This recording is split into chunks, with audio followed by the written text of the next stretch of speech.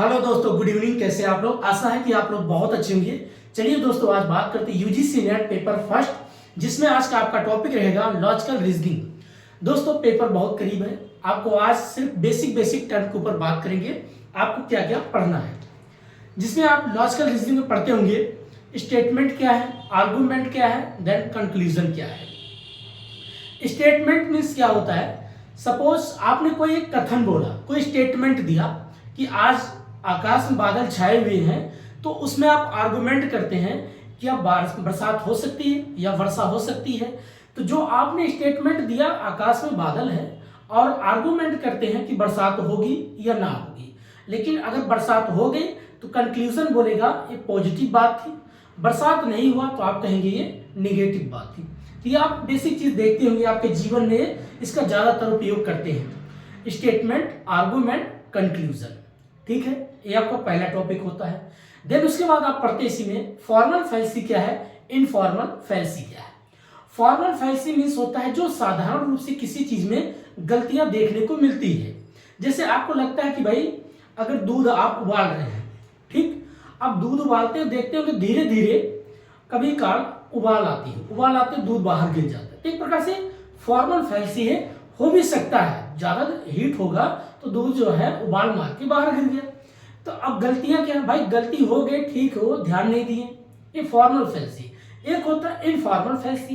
Informal fallacy वो होती है जिसमें गलतियां होने की चांस है लेकिन आपको पता नहीं चलता, बस इसी को बोलते हैं इनफॉर्मल फैलेसी। जैसे अब मान लीजिए आप ड्राइविंग करते हैं, गाड़ी चला रहे हैं, आपको नहीं पता है कब घटना क्या हो, एक्सीडेंट हो सकता है, कुछ भी हो सकता है, आकस्मिक जो भी घटनाएं होती है उसको बोलेंगे इनफॉर्मल फैलेसी। तो फैलेसी मीन्स है चेकिंग बाय द मिस्टेक, गलतियां पकड़ना। तो फॉर्मल फैलेसी जिसमें हमें पता है किसमें गलती होगा, और एक होता है जिसमें आपको पता नहीं गलती कब होगा। ये दो चीजें याद रखना, ये होता है फॉर्मल फैलेसी और informal fallacy. Then next topic आप पढ़ेंगे स्क्वायर ऑफ लॉजिकल रीजनिंग। अब स्क्वायर ऑफ लॉजिकल रीजनिंग क्या होता है, एक आप पढ़ेंगे कंट्राडिक्टरी क्या है, सब कंट्राडिक्टरी क्या है, कंट्राडिक्शन क्या है। देन उसके बाद आप पढ़ते हैं सुपर इंप्लीमेशन या सब अल्टरनेटिव। ये टर्म को याद रखना। इसमें आप बेसिक स्क्वायर चार ए चार ऐसे आप बनाते हैं अलग तरीके से स्क्वायर बेस। उसमें आप कंट्राडिक्टरी, कंट्राडिक्शन, सब कंट्राडिक्टरी और अल्टरनेटिव चेक करते हैं। अभी सब बताएंगे दोस्तों, पहले एक एक करके बात करते हैं। उसके बाद आप पढ़ते हैं कोडोनेशन क्या है, डेनोटेशन क्या है। कोडोनेशन मीन्स होता है किसी चीज का कोडिंग रूप से बात करना। अब जैसे मान लीजिए कोई एक वर्ड है, मान लीजिए स्नैक मतलब सांप। अब सांप एक मीनिंग है, अब उस मीनिंग को अलग अलग तरीके से जब आप डिनोट करते हैं उसको बोलते हैं डेनोटेशन। एक होता है कोडोनेशन और एक होता है डेनोटेशन। अब सांप को कैसे डिनोट करते हैं, मान लीजिए कोई व्यक्ति है ऑर्थोडॉक्स, मतलब वो ज्यादातर बिलीव करता है गॉड में, वेद में, पुराण में, जो भी है। तो आप देखते होंगे अगर सपने में वो सांप को देखता है तो उसके दिमाग में आता महादेव का दर्शन हो गया, कुबेर की मतलब धन की प्राप्ति हो सकता है, या उसके जीवन में काल सर्प दोष है। तो ऐसे लोग अलग अलग उसकी क्या करते हैं, मीनिंग निकालते हैं। इसको बोलते हैं डेनोटेशन। ठीक है दोस्तों, अगला टॉपिक उसके बाद हम पढ़ेंगे evaluation of deductive and inductive. Evaluation of deductive and inductive क्या होता है, आप किसी भी चीज का मूल्यांकन करते हैं। डिडक्टिव मीन्स जो जनरल टू पर्टिकुलर, और इंडक्टिव पर्टिकुलर टू जनरल। अभी क्या है, जब आप रिसर्च करेंगे, जब आप प्रपोजल बनाएंगे, तो प्रपोजल जब आप बनाएंगे तो आप देखना पड़ेगा क्या सभी लोगों पे आप कोई ऐसा कॉमन वर्ड है जो सभी पे आप रिसर्च करेंगे। जैसे आजकल भारत में सबसे ज्यादा डायबिटीज की बीमारी भारत नंबर 1 पे आ गया, तो आप सभी पे जो लागू करेंगे तो होगा आपका जनरल, लेकिन वो बीमारी पर्टिकुलर नहीं है, सभी पे लागू हो रहा है। तो जब जर्नल से पर्टिकुलर की तरफ जाएंगे, अर्थात सभी पे रिसर्च कर रहे हैं, लेकिन ऐसा तो है नहीं सभी व्यक्ति का आप सैंपल लेंगे, किसी एक व्यक्ति का सैंपल लेंगे तो सभी पे वो लागू करेंगे। इसी को बोलते हैं डिडक्टिव, जर्नल टू पर्टिकुलर। अब इसी का उल्टा कर दो, पर्टिकुलर टू जर्नल। अब एक ही बीमारी है, एक ही व्यक्ति है, उसमें एक ही बीमारी ढूंढा जा रहा है, चीजें कंफ्यूज करता है इसमें दोस्तों। बस इतना समझना, जब जर्नल टू पर्टिकुलर होगा तो ये डिडक्टिव है, और पर्टिकुलर टू जनरल होगा वो इंडक्टिव होगा। लेकिन जब आप डिडक्टिव पढ़ेंगे तो उसमें क्या क्या टर्म आता है, साउंड क्या है, अनसाउंड क्या है, वैलिड क्या है, इनवैलिड क्या है। साउंड मीन्स वो होता है जो किसी प्रकार के प्रूफ बताता है। ध्वनि, साउंड मीन्स ध्वनि कैसा है कि भाई 100% बता रहा है कि भारत में नंबर 1 देश ऐसा बन चुका भारत जो कि आज के वर्तमान में सबसे ज्यादा डायबिटीज, एक साउंड एक प्रूफ बता रहा है। अनसाउंड वो कहता है कुछ कुछ चीजें, लेकिन वैलिड कहता है कि प्रूफ है। ये देखो इस व्यक्ति 10 साल के बच्चे के अंदर डायबिटीज देखने को जो डिजीज मिला है, 60 साल के व्यक्ति के अंदर मान सकते हैं, लेकिन ये 10 साल के बच्चे में डायबिटीज, तो एक प्रकार से वैलिड है। अब इसी सारी चीज को जब उल्टा आप कर दो, कॉन्जेंट, अनकॉन्जेंट और स्ट्रॉन्ग एंड वीक, ये आपका इंडक्टिव आता है। इसी में आप पढ़ेंगे क्वांटिटेटिव और क्वालिटेटिव। अभी आगे सब बताएंगे, अभी सिर्फ बेसिक टर्म बता रहे हैं। आपको माइंड सोचने पे एक बार सोचे, क्या मैंने टर्म कभी सुना है या पढ़ा है। यही आपका पेपर में प्रेजेंस ऑफ माइंड जो काम करता है, यही जो आप सुनते हैं दोस्तों।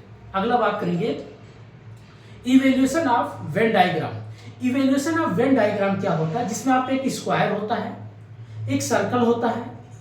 तो स्क्वायर और सर्कल और ट्राइंगल तो देखते होंगे, उसको अलग अलग वर्ड से उसको डिनोट करते हैं। एक को डॉक्टर, एक को इंजीनियर, एक को प्रोफेसर। फिर उसमें कोई अलग अलग वर्ड रखते होंगे, ए ई आई ओ जो भी है। तो पूछेंगे कौन सा ऐसा वर्ड है जो तीनों को डिनोट करता है। इसमें कुछ ज्यादा कठिन चीज नहीं है, बस छोटा से रीजनिंग का पार्ट है।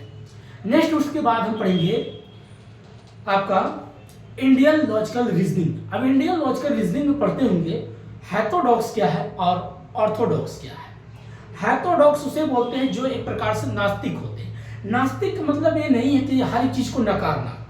भाई जैसे किसी ने कहा कि आपने यूजीसी नेट का पेपर दिया है, तो बोलेंगे हाँ भाई दिया है, क्या प्रूफ दिखाओ।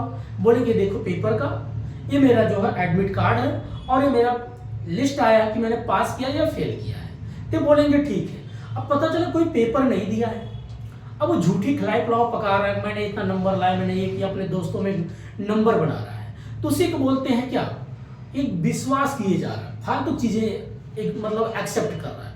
तो नास्तिक उसी चीज पे विश्वास करते हैं जो चीज प्रूफ हो। आस्तिक क्या करते हैं, जो चीज भी नहीं उसको भी मान लेते हैं। लेकिन लोगों को लगता है कि नास्तिक लोग गलत है। नास्तिक हमेशा प्रूफ की बात करता है, रिजल्ट की बात करता है। ऐसा नहीं जो आपके मन में कोई भी कचरा दे दिया उसको भी एक्सेप्ट कर लो, ऐसा नहीं। इसलिए आप पढ़ेंगे ऑर्थोडॉक्स और हेटेरोडॉक्स। तो हेटेरोडॉक्स मीन्स नास्तिक। इसमें आप 4 चीजें पढ़ेंगे, 4 ऐसे ब्रांच है। जैसे आप बुद्धिज्म, जैनिज्म, चारवाक, आजीविका, ये चारों लोग हमेशा एक प्रकार से प्रूफ की बात करते हैं, रिजल्ट की बात करते हैं, साइंस की बात करते हैं, लॉजिकली बात करते हैं। इसी को बोलते हैं हेटेरोडॉक्स। अब उसके बाद दूसरा पार्ट आपका आता है इसी में, अगला जो आपका ऑर्थोडॉक्स। ऑर्थोडॉक्स क्या होता है, जो गॉड में, ईश्वर में विश्वास रखते हैं, प्लस वेद, पुराण, मनुस्मृति जो इनके बेसिक ग्रंथ हैं उस पर भी ज्यादातर ये विश्वास करते हैं। इनके पास चाहे कूड़ा करकट कुछ भी, उस पर भी भरोसा कर लेंगे, लेकिन लॉजिकली बातें नहीं मानेंगे। उनके सामने कितना तार्किक बात रखोगे, वो हमेशा गॉड से ऊपर वाले जोड़ की बात करेंगे। अरे ठीक है ईश्वर है, मैंने ये कहता नहीं है, लेकिन क्या हर जगह ईश्वर? आपको ब्रेन दिया, आपको दिमाग दिया, बुद्धि दिया कुछ करने के लिए। जैसे एक मूवी थी, उसमें क्या नाम, दशरथ माझी, उससे किसी ने पूछा जो पत्थर तोड़ता है, ये तुम पत्थर तोड़ते हो, क्यों तोड़ते हो? तो वहां पर एक पत्रकार से दोनों में डिबेट चलता है। तो उसने बोला मैं बहुत परेशान हूं। तो उसने बोलता पत्थर तोड़ने से भी क्या कोई चीज कठिन है? तो उसका दिमाग खुलता है। लेकिन वो ये बात ये कहना चाह रहा है, प्रूफ के साथ बात कर रहा है, लेकिन वहां पर कभी लॉजिकली बात किया, कभी वो हेटेरोडॉक्स बजा वो ऑर्थोडॉक्स की बात किया। क्या बोला? कहता है कभी काल ईश्वर ऐसा नहीं है कि या ईश्वर जो है हमारे भरोसे बैठे हो, हम ईश्वर भरोसे नहीं, हो सकता है ईश्वर हमारे भरोसे बैठे हो।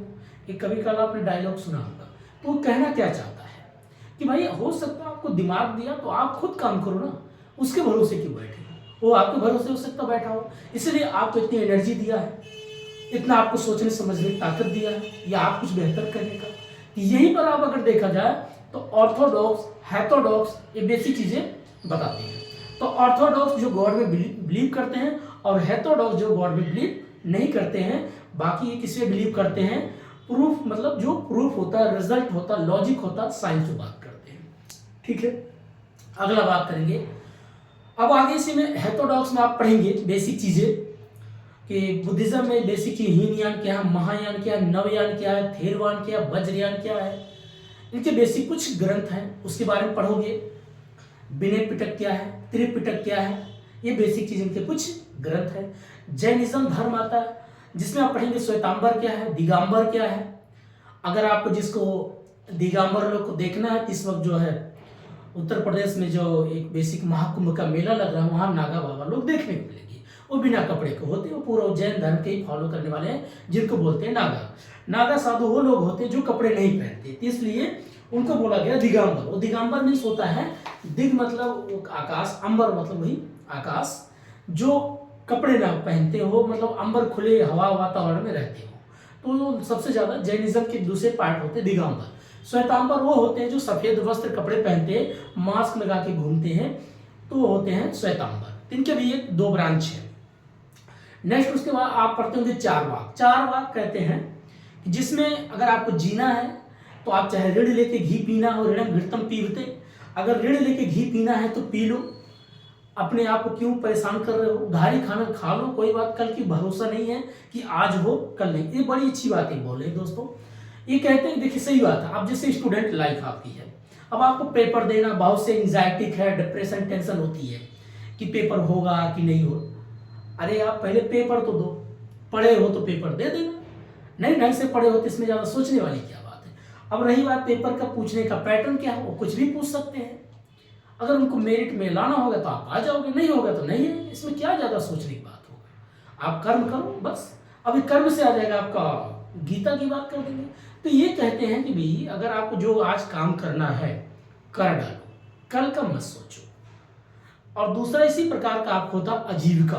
आजीविका क्या कहता है, अगर आपके जीवन में अगर आपको प्रोफेसर बनना होगा तो आप बन जाओगे, अगर आपको आईएएस बनना तो बन जाओगे, आपको लीडरशिप या आप मान लीजिए नेता बनना है, लीडर बनना तो बन जाओगे। ये आपके हाथ में नहीं है।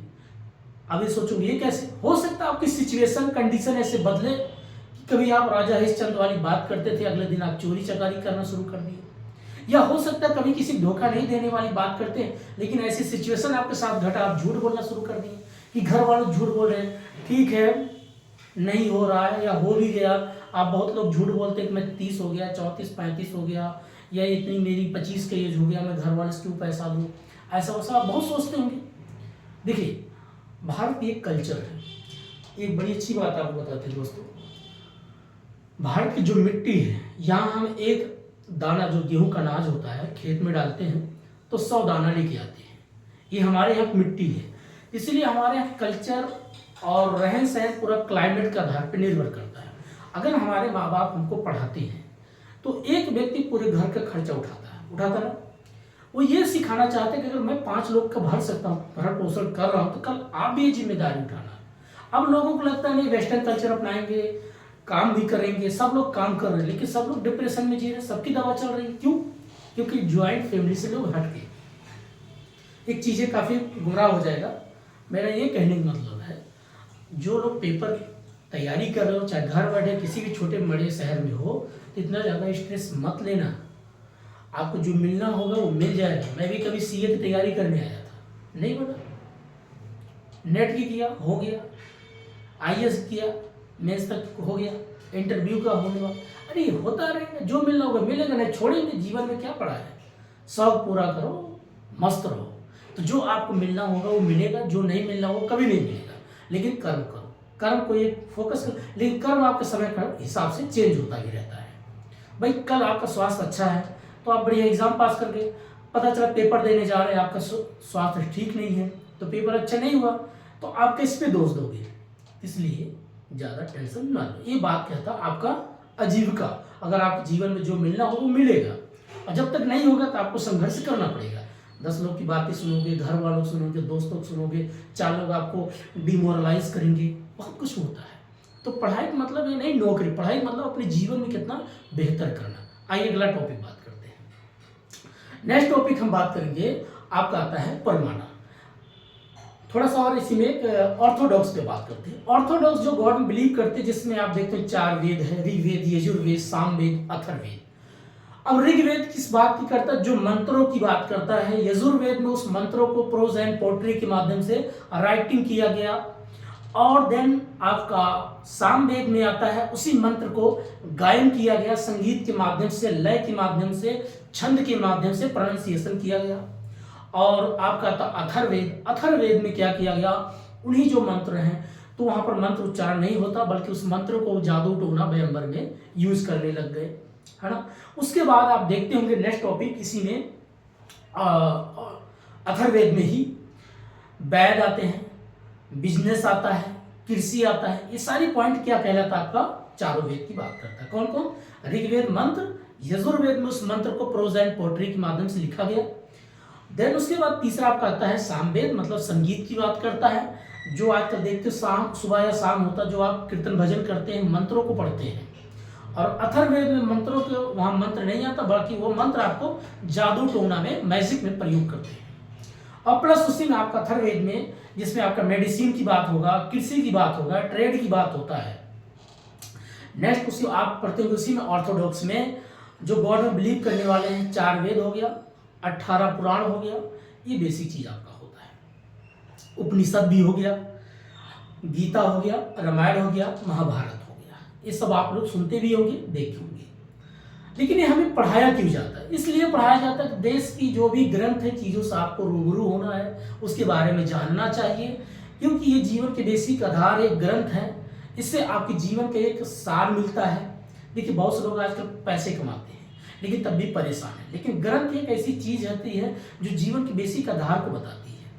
जैसे न्यूज़पेपर है, आप आज आप पढ़ लिए तो कल दोबारा उसको आप नहीं पढ़ेंगे, लेकिन ग्रंथ ऐसी चीज है जो आज आपने पढ़ लिया। जैसे धम्पद है, धम्पद आप देखते हो कि बुद्धिज्म में है, उसी का कॉपी आपका गीता है। बेसिक यही चीज है। तो आपने कभी उसको पढ़ी, उसमें हर एक चीज आपके जीवन से लिखा हुआ है। जितनी बार उसको आप पढ़ेंगे आपको नया चीज मिलेगा। इसीलिए लोग गीता कहते, गीता पढ़ो या धम्पद पढ़ो, सेम टू सेम वही चीज है। आगे बात करते हैं परमाणा।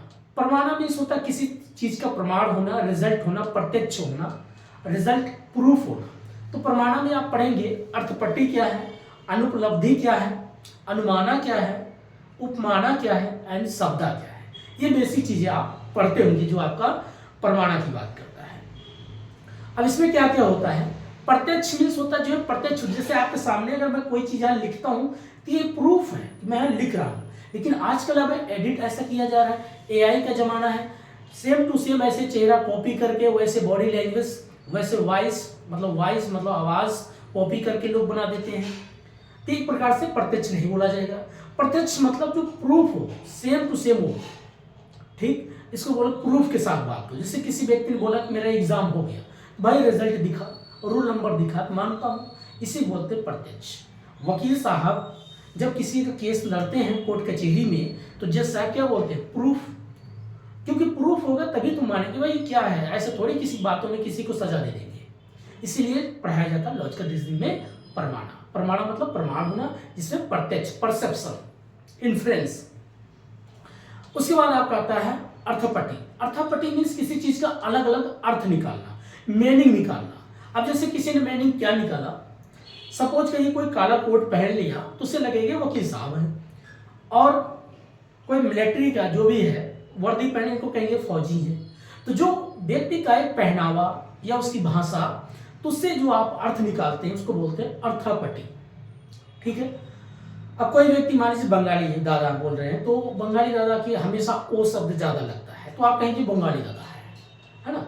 कोई मान लीजिए दूसरा कोई भैया है, यूपी के हैं या बिहार के हैं, तो उनकी वेल लैंग्वेज से आप पता करेंगे ये व्यक्ति यूपी पूर्वांचल के हैं, या जैसे या हरियाणा के टच के पश्चिम यूपी के हैं, तो उनके आवाज से आप पता कर लेते हैं तो ये व्यक्ति कहाँ से बिलोंग करते होंगे। ये भी एक अर्थपट्टी की बात करता है।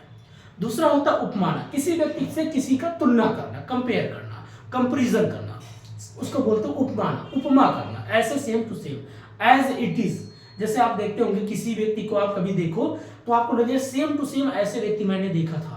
आजकल जैसे काफी इंस्टाग्राम पे लोग देखते होंगे, कितने अजय देवगन के कॉपी की तरह लोग बच्चे देखने को मिलते हैं, वैसे चेहरे, वैसे हेयर स्टाइल, वैसे एक्टिंग करना, वैसे बातें करना, मिमिक्री करना। लोग क्या बोलते हैं? Same to same as it is, मतलब ये उपमाना। तो इसको बोलते हैं उपमाना, मतलब कंपेयर, कंपेरिजन, तुलना करना। देन उसके बाद होता है अनुपलब्धि। अनुपलब्धि मतलब जो चीज प्रेजेंट नहीं है, उपलब्ध नहीं है। अब जो चीज प्रेजेंट नहीं है, जो चीज आपके प्रेजेंट मतलब जो प्रूफ नहीं है, उसको बोलेंगे अनुपलब्धि, जो उपलब्ध नहीं है। और उसके बाद आप पढ़ते हैं शब्दा। शब्दा मीन्स होता है जिसका एक वर्बल, या तो बोल करके या राइटिंग करके जो हम प्रूफ बात करते हैं उसको बोलते हैं शब्दा। देन उसके बाद अगला टॉपिक पढ़ेंगे टाइप्स ऑफ अनुमान। अनुमाना मीन्स किसी चीज का अनुमान लगाना, एस्टिमेटेड करना। इसमें आप पढ़ेंगे दो बेसिक चीज है, व्याप्ति क्या है और हेत्वाभास क्या है। व्याप्ति मीन्स होता है किसी चीज में व्याप्त होना, लिप्त होना।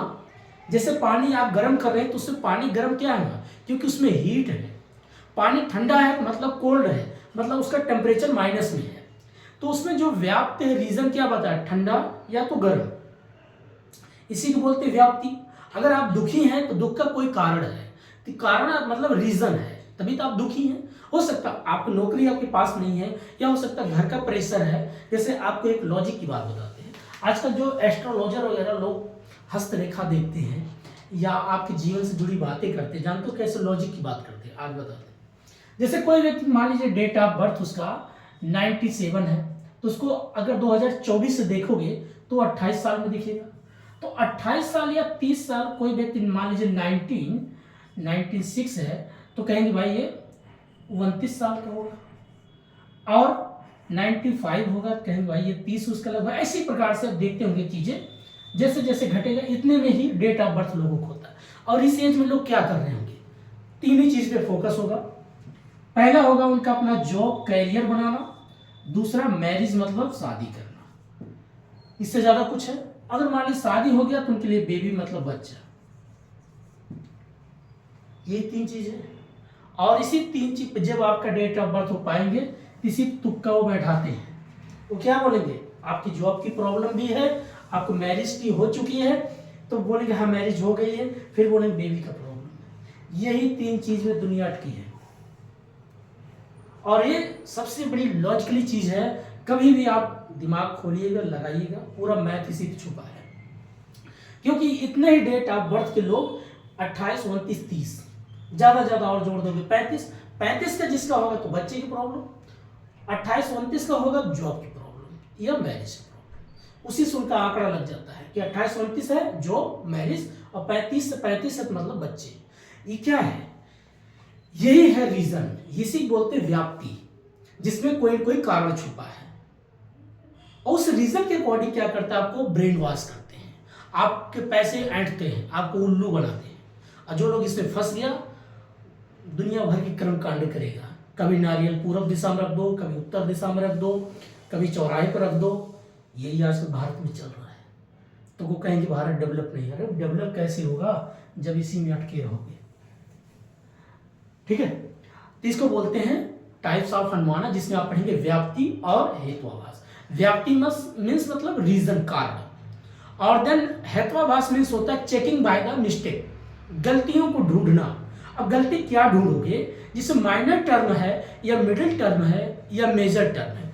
माइनर मीन्स होता है छोटी सी गलती। क्या दोनों में गलती दिखता है, ए और बी आपस में फाइट कर लिए, क्या दोनों के अंदर गलती है? जी हाँ। दूसरा बोलेंगे नहीं ये माइनर नहीं मेजर टर्म है। बोले क्यों, दोनों सेम टू सेम इसी तरीके की बात करते हैं। कहेंगे नहीं ये मिडिल टर्म है। तो आप कभी माइनर टर्म, कभी मिडिल टर्म, कभी मेजर टर्म। लोग इसको अलग अलग और भी एग्जाम्पल देते हैं कि पहाड़ है, पहाड़ के पीछे आग लग गया, धुआं उठ रहा है। तो पूछेंगे कौन माइनर टर्म, कौन मिडिल टर्म, कौन मेजर टर्म है। ये आपका जब बार बार क्या करते हैं, क्वेश्चन पूछता है।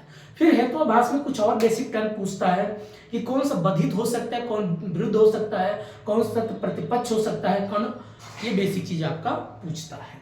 ठीक है, अब एक एक करके मैंने दोस्तों सारी चीजें जो आपको बताया, अगर आपको यहाँ बोर्ड पे बताना सिर्फ दो बेसिक चीज बताऊंगा जो सबसे ज्यादा क्वेश्चन पूछता है आपका, डिडक्टिव और inductive plus square of logical reasoning. Square of logical reasoning में आपको चार टर्म को याद रख लेना, रट लेना, दिमाग में बैठा लेना।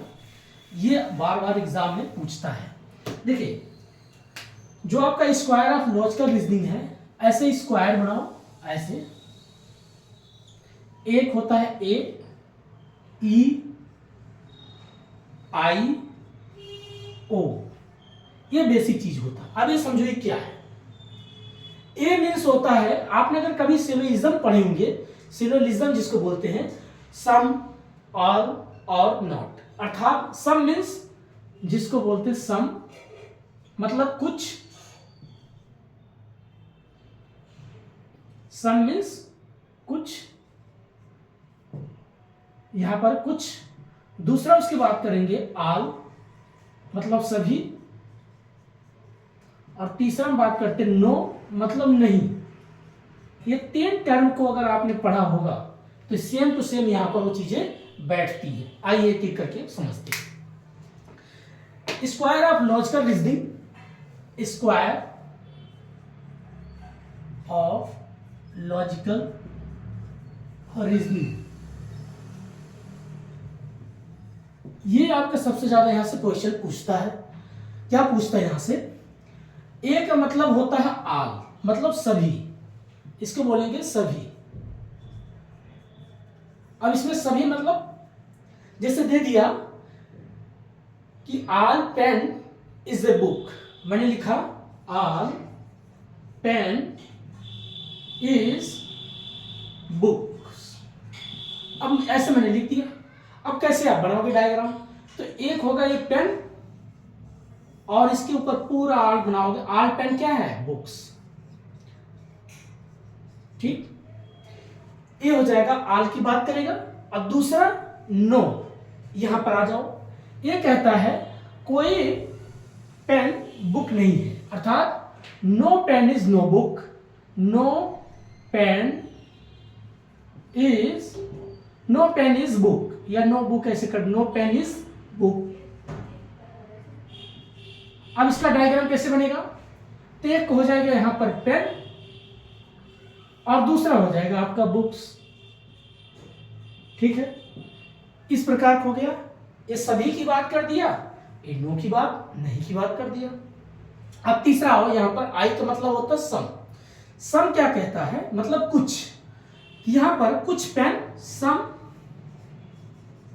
Pen is books.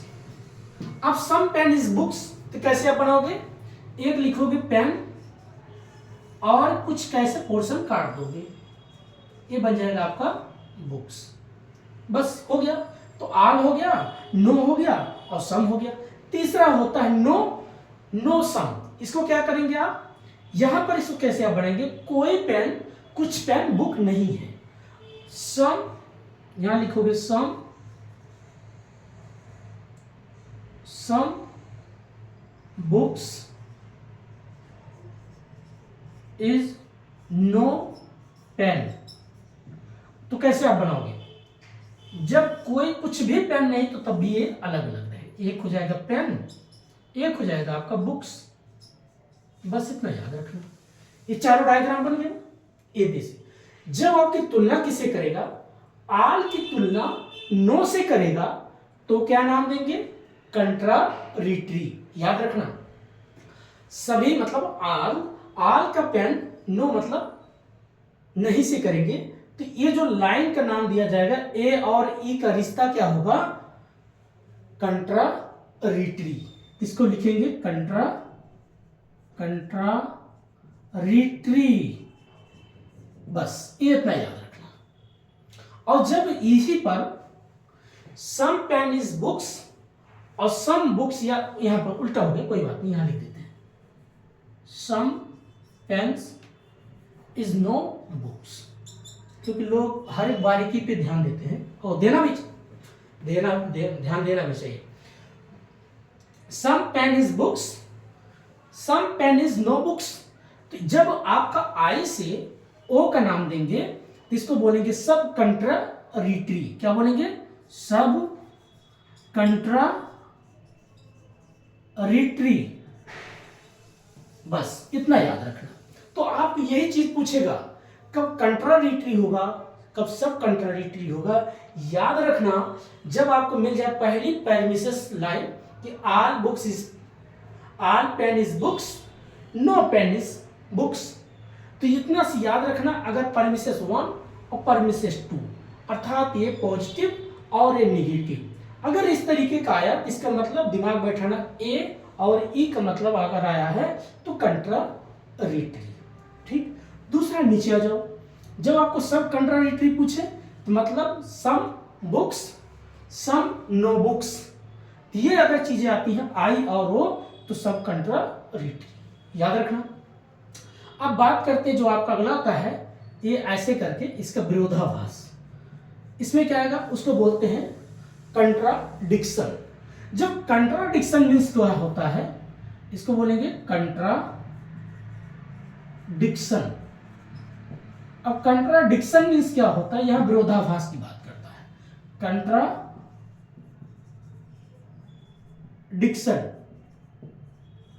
अब कंट्राडिक्शन मीन्स क्या होता है दोस्तों, विरोधाभास।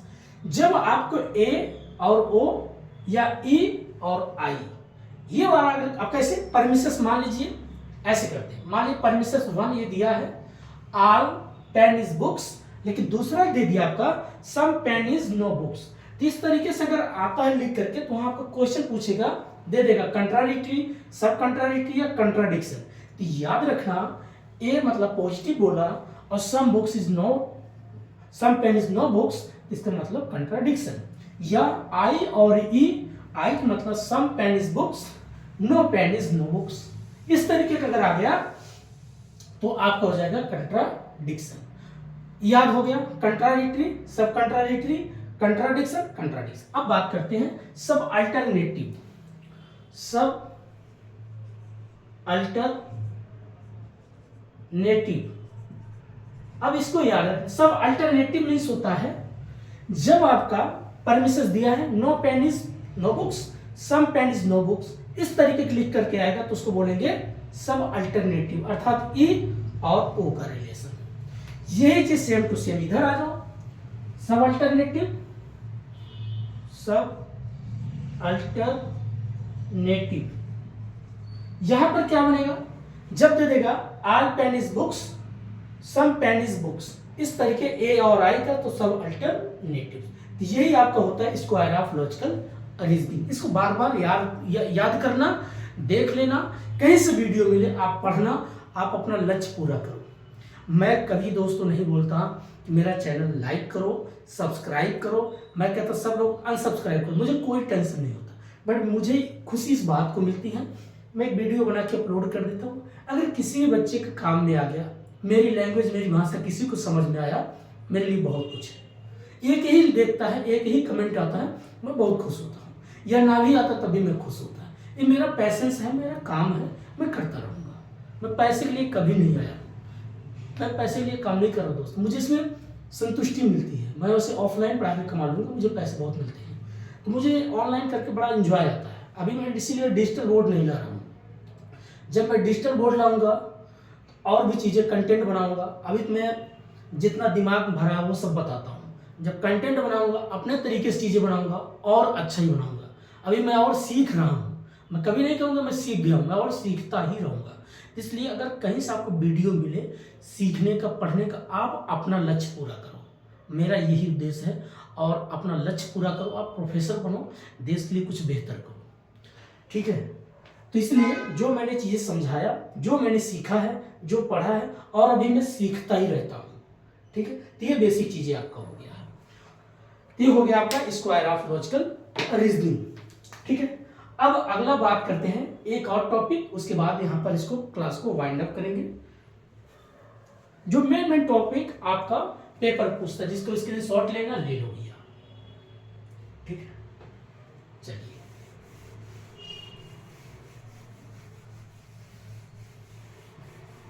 ये तो मेरा शौक है, मैं अपना जब तक इंजॉय करता हूं, मैं पढ़ाई को पढ़ता नहीं, मैं इसको पूरा इंजॉय करता हूं, ठीक है। और आप जिस दिन पढ़ाई को इंजॉय करना सीख गए तो आपका पढ़ाई लेवल जबरदस्त होता है, और जिस दिन आप रट्टा मारेंगे तो आप भूलते जाएंगे। रट्टा वही लोग मारते हैं जिनको भूलने की बीमारी होती है, और जिस दिन आप समझ डेवलप कर लेंगे तो आप कभी नहीं भूलेंगे, याद रखना। इसीलिए चाहे कोई भी एग्जाम की तैयारी आप कर रहे हो, रट्टा मत मारना। रट्टा आज मारोगे कल भूल जाओगे, और जिस दिन आप समझोगे उसको अपने जीवन में अप्लाई करोगे वो आपको बहुत काम देगा। अब बात करते हैं नेक्स्ट डिडक्टिव और इंडक्टिव, ये बेसिक चीजें होता है, डिडक्टिव एंड इंडक्टिव। ये क्या है इसको समझते हैं, इसको दोनों को अलग अलग करते हैं। डिडक्टिव आप समझो कि एक प्रकार से क्वांटिटेटिव है, इंडक्टिव क्वालिटेटिव है।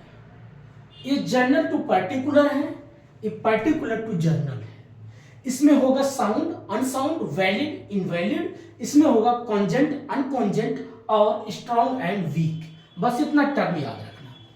अब डिडक्टिव मीन्स क्या है, पहले इसको समझो। ये बोलते हैं जनरल से टू पर्टिकुलर की तरफ चलो। जनरल मीन्स विशेष, 100 लोग बैठे हैं, उनमें सभी की बातें करो, उसमें किसी विशेष एक व्यक्ति का आपने नाम लिया। सपोज करो 50 लोग बैठे हैं, अब उसमें से किसी एक व्यक्ति का आपने नाम मान लीजिए पुकारा, आवाज दिया कि फलाने मिस्टर एक्स, इनका नंबर बहुत अच्छा हाई स्कोर आया है, ये अच्छे सेलेक्ट किए जाते हैं और ये देश के अच्छा बेसिक कमांड जो भी संभालेंगे। ये होता है जब सभी लोगों में से किसी एक व्यक्ति का, वन पर्सन, जो एक व्यक्ति का आप नाम लेते हो, यही होता है जनरल टू पर्टिकुलर। बस इतना रखना। जब कहीं भी अगर आप सामने आ जाए जनरल टू पर्टिकुलर, डिडक्टिव सीधे टिक मार देगा। अब इसी बात को पलट दो, जब वन व्यक्ति को सभी पे लागू कर दो, ऑल पे, अर्थात पर्टिकुलर से आप जब जनरल की तरफ चलेंगे।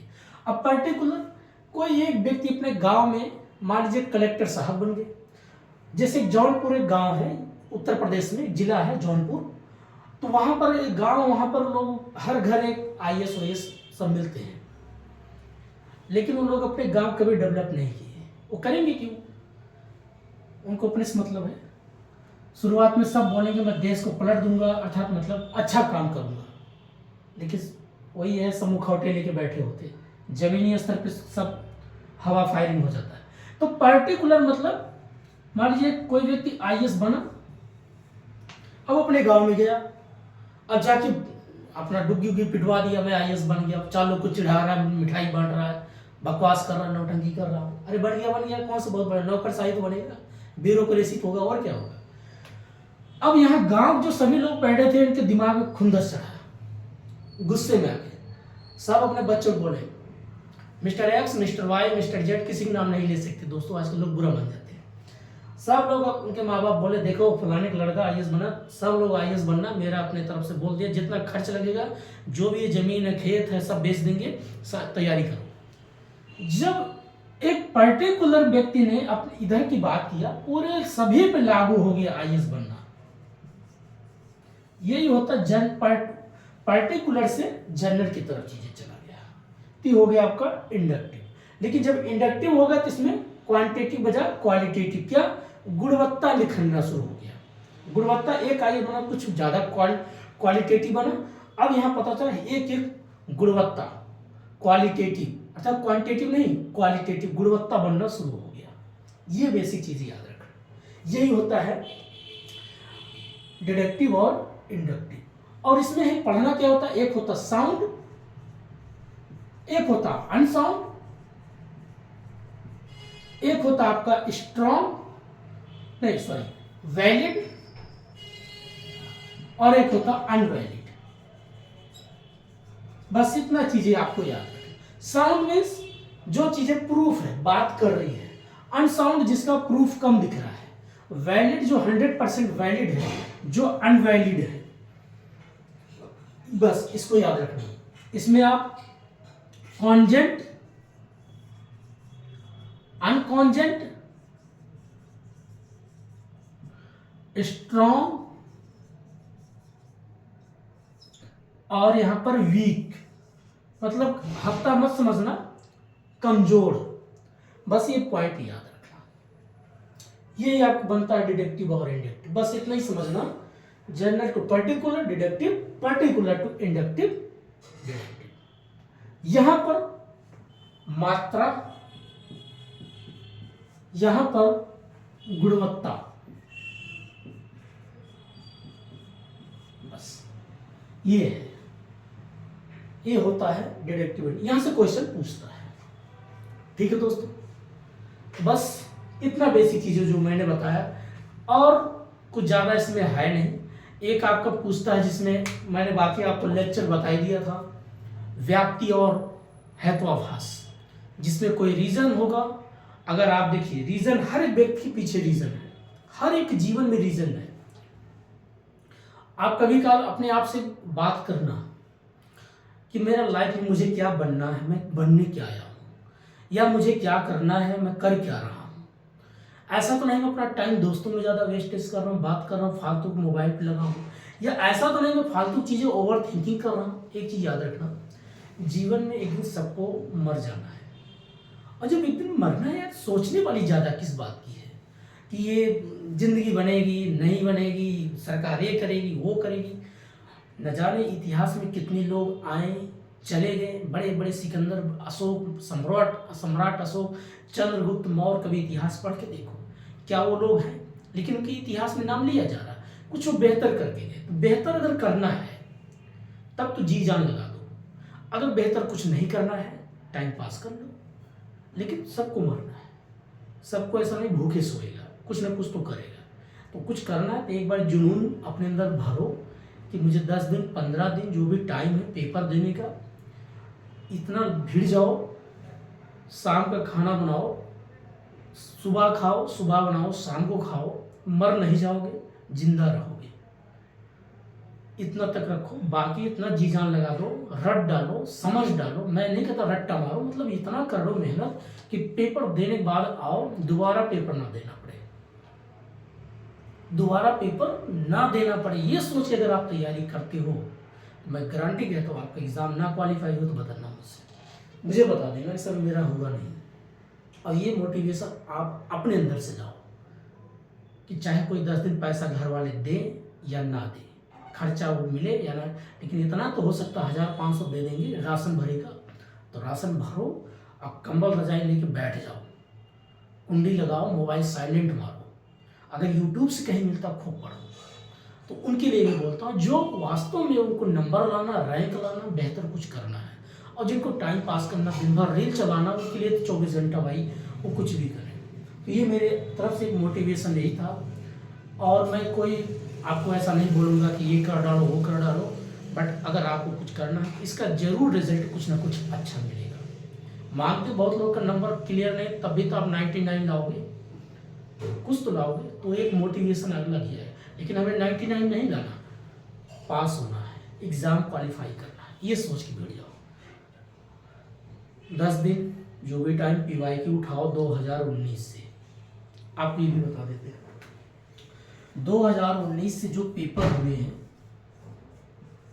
और 2024 तक का, इतना अगर आपने PYQ क्वेश्चन यूजीसी नेट का पढ़ डालो, अगर जिनका मैथ DI बिल्कुल छोड़ दो, टेंशन मत, छोड़ ही दो, उस पर ज्यादा सोचो मत, मैथ नहीं यार बिल्कुल छोड़ो।